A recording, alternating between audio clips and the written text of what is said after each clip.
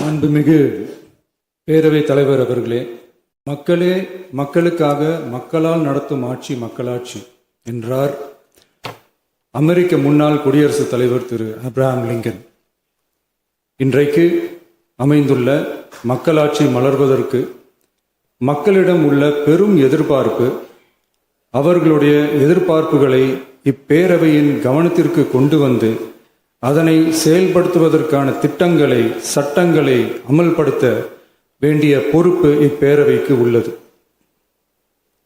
அதிகமான மக்கள் அதிக நன்மைகளை இந்த ஆட்சி காலத்தில் நன்மை பெற்றுள்ளார்கள் என்கிற வகையில் நம்முடைய செயல்பாடுகள் அமைய வேண்டும். இங்கே அனைவரும் சமம்.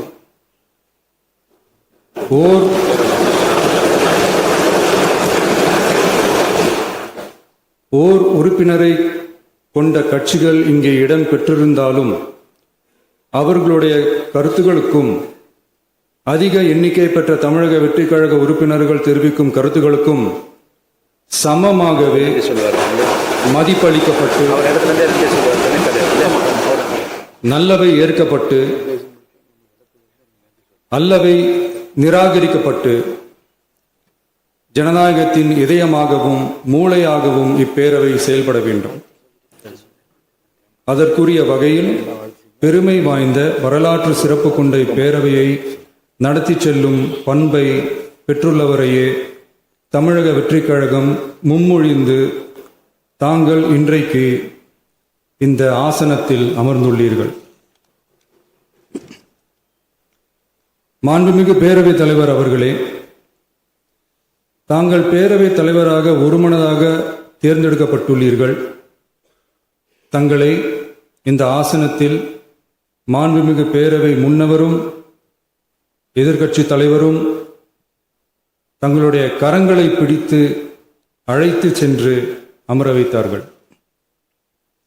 இந்த சம்பிரதாயம் எப்படி வந்தது என்று சொன்னால் சுவாரஸ்யமாக இருக்கும். பெரிய வரலாறு சம்பவத்தில் உள்ளது. இங்கிலாந்து நாட்டில் உள்ள பாராளுமன்ற நடைமுறைகளை போன்றதே நம்முடைய பாராளுமன்ற நடைமுறைகளும்.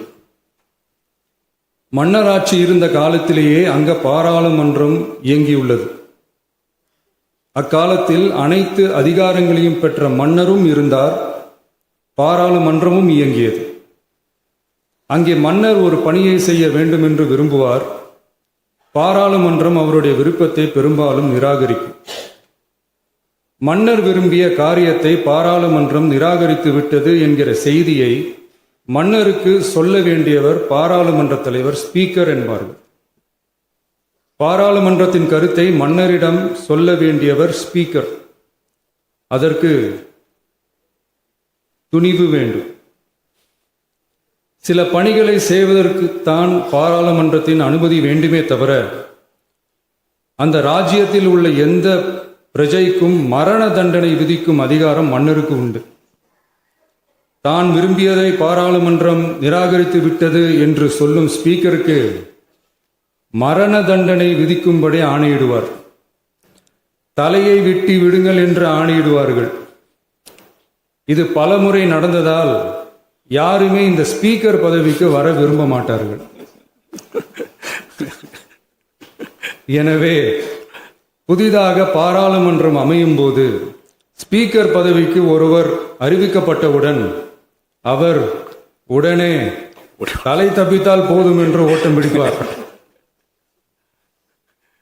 அணை முன்னவரும் எதிர்க்கட்சி தலைவரும் அவரை தடுத்து நிறுத்தி அவர் கைகளை பிடித்து இழுத்து வந்த ஆசனத்தில் அமர வைப்பார்கள். இதுதான் அந்த காலத்தில் இருந்து வந்த மரபு. ஜனநாயக முறை ஏற்பட்ட பிறகும் இம்மரபு தொடர்கிறது. நிச்சயமாக தமிழக வெற்றிக் கழக உறுப்பினர்கள் அனைவருமே உங்களுக்கு உதவிகரமாகவே இருப்பார்கள் என்கிற வாக்குறுதியை இந்நேரத்தில் அளிக்க விரும்புகிறேன். பேரவையின் மாண்பையும் கண்ணியத்தையும் பேரவை உறுப்பினர்களின் கண்ணியத்தையும் காக்க வேண்டிய பொறுப்பை உங்களிடத்தில் ஒப்படைத்திருக்கிறார்கள்.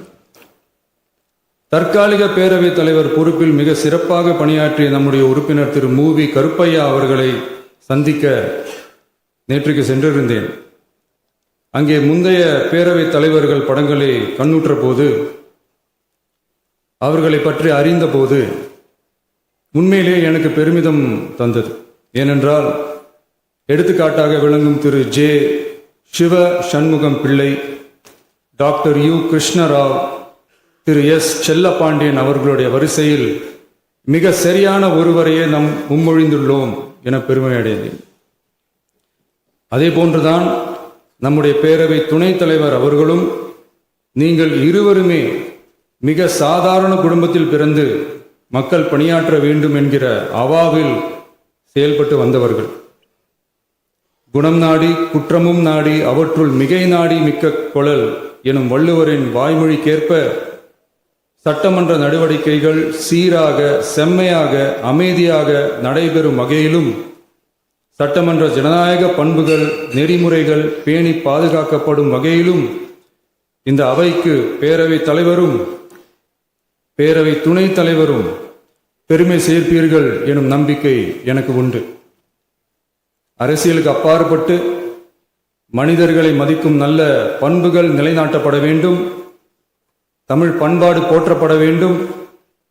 அவையின் மரபும் மாட்சிமையும் மதிப்பும் காக்கப்பட வேண்டும் என்ற நல்லெண்ணத்தின் அடிப்படையில் அந்த பதவி ஏற்றுள்ள தங்கள் இருவராலும் காப்பாற்றப்படும் என்னும் நம்பிக்கையை மீண்டும் தெரிவித்து என் உரையை நிறைவு செய்கிறேன். நன்றி, வணக்கம்.